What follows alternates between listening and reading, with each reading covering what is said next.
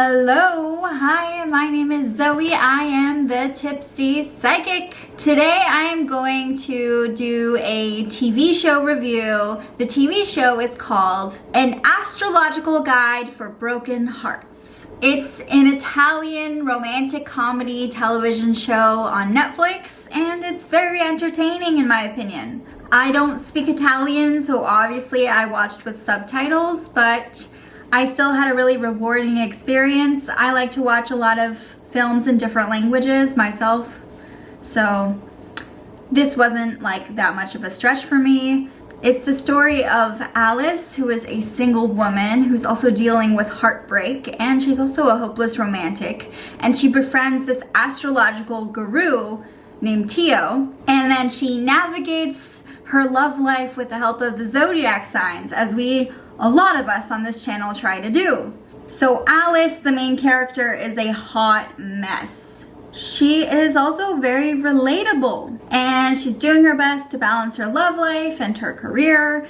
However, she's having a really hard time not letting her heart get involved in her job. You know, it's really hard sometimes to create a work-life balance, and for her, the whole show is really her balancing her love life and her job, and you know, using the Zodiac to go through her dating life. And Alice is really good at her job. You know, for someone who has trouble juggling the rest of her life, she's really good at what she does, and she's like the one who you call upon if you have a problem. Like, all her coworkers rely on her so much.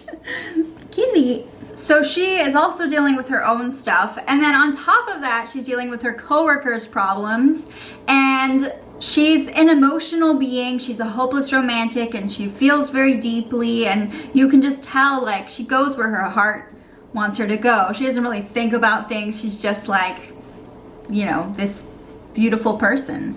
So one day she meets Tio, who talks about her zodiac sign, and while she's hesitant at first, he wins her over and she becomes friends with him, and the signs just become this huge part of their love escapades. So before I continue, as someone who's really into astrology and makes content about astrology, let me just say this show is not to be taken seriously.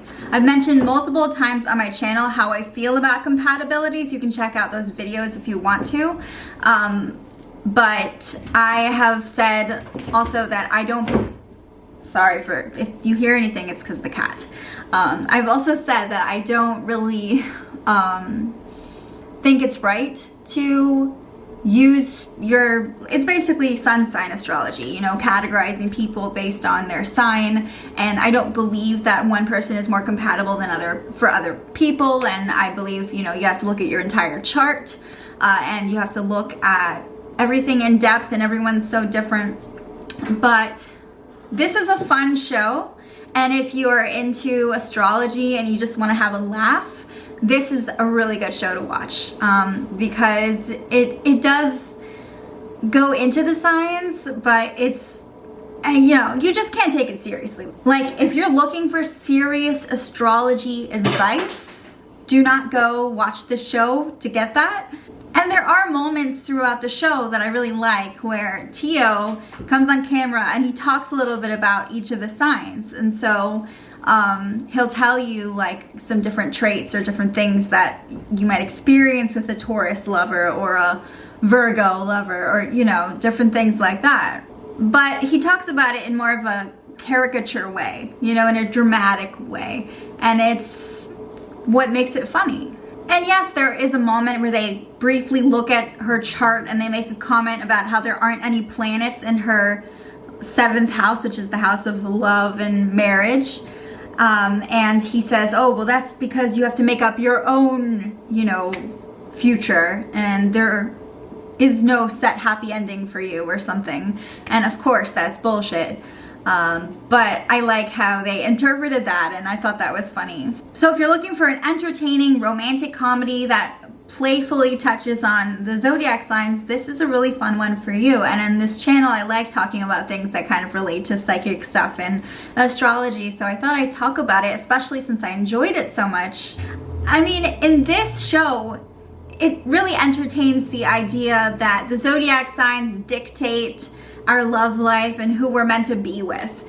And I don't really agree with that. You know, I believe we all have willpower, but it's fun to get carried away, and we all do it. A lot of us look at our horoscopes anyway, even if we know they're not completely true, even if we're really not fully educated on our charts or really big into astrology, we still kind of know what our zodiac sign is, and it's fun, you know? It's fun to be able to say, oh, you're a Gemini, so you're good at this or that. You know, it's like a activity.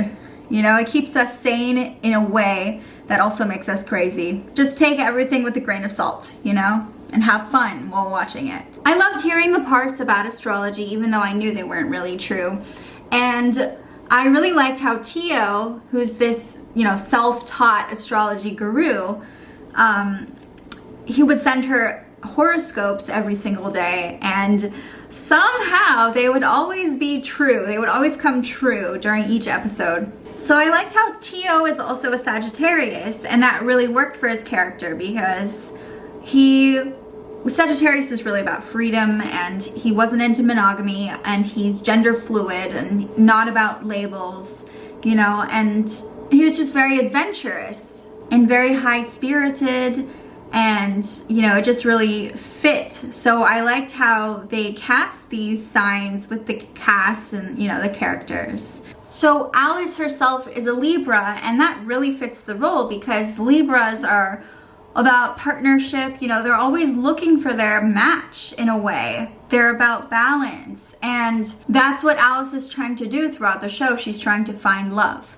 And so it's a fun way to portray a Libra. I also feel like, you know, Libras are all about romanticizing things. They're about art, and they see things through rose-colored glasses a lot of the time. So she does what a lot of Libras do, where they try to stay indifferent, but they get wrapped up in things. And I liked how they incorporated astrology into the plot. I like how Alice uses her newfound knowledge of astrology as a way to trust her heart more and become more comfortable and sort of heal. Because when we meet her, she's just gone through this big breakup. And it's not just with anybody, it's with someone she works with, someone who is even in a more higher up position than her, I believe. Learning that he's an Aquarius, it helps her come to terms with the fact that, oh, he's an Aquarius, so Aquarius needs freedom. They're not good at staying with one person. Commitment isn't their forte. And, you know, obviously this doesn't apply to everybody in real life, but it's a stereotype for Aquariuses, and this helps her say, okay, well, I can move on now because I know, like, it's probably not me, you know, it's probably him. And she has to work with his future wife and him every single day. Like, that's a small office environment. And so that's part of the drama, and that's part of why it's so funny. I also appreciated how each of the episodes were named after a zodiac sign. And we know that she's going to meet somebody with that sign in that episode. So episode 3 was Gemini, and she ran into someone who was a Gemini and started dating him. And they do go in order. So episode 1 is Aries, episode 2 is Taurus, episode 3 is Gemini, and they went all the way up to Virgo. So they only have 6 episodes out right now, and I'm hoping we get to know what happens next because they left it on such a cliffhanger, and that really gets on my nerves. I did love the acting, but I felt like most of it was very predictable and it was very cliche. And so you kind of knew what was gonna happen, but it still was entertaining enough for me to sit down. I think without the astrology, I just don't know if I would have watched it all. Like, I don't know if it would have been worth it. They would have had to do something different, I think, something that surprised me more. But what kept me there was definitely the astrology aspect of it. I laughed, I cried, and I basically just had a blast. I do wish they had more than 6 episodes. I know that this is based off of a book, so I might read that. I'm not sure yet. But I'll post a link to it down below if I can find it so that you can check it out if you want to. And I mean, a lot of the time, you know, when shows don't know anything about astrology and they're talking about astrology, sometimes it just makes me want to like take my remote and hurl it at the TV, because I'm like, you don't know what you're talking about, you know? But I feel like this had enough good things. Like it was, I don't know, they played with it enough that it was actually entertaining and it didn't make me upset. You know, like sometimes if people are dissing on things and you like, because they don't understand it, you're like, why are you even talking about this? Like, shut up.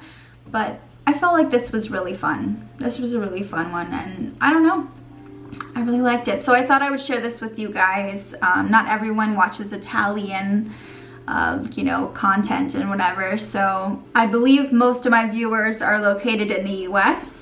But, you know, some of you may be Italian, and I would love to hear what any of you have to say. If you've seen the show, if you found it to be good, if you found it to be bad, if it's something you're thinking about watching, or if there are any other shows that you've been watching that you enjoy that also involve astrology. I would love to hear more about it. Yeah, subscribe to my channel. Goodbye.